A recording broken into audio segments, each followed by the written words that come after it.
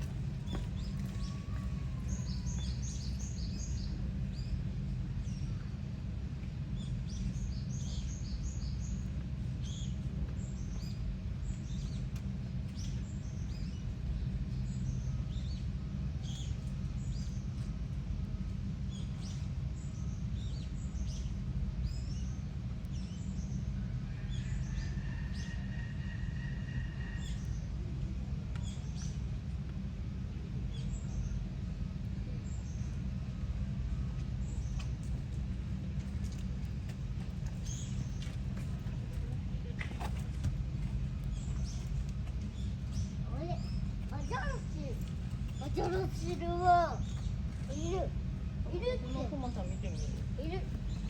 何グマ。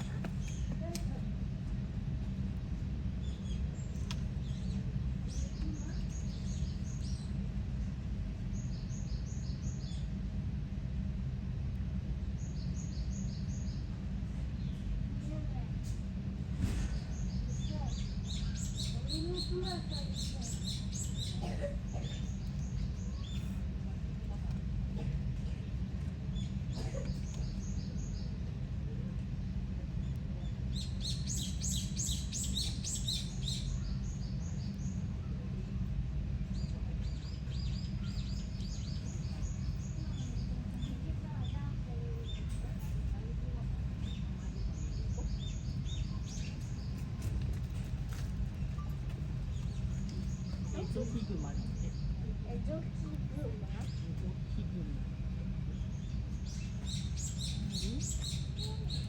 どこに書いてある？ここに書いてない。あ、ここに書いてる。読める。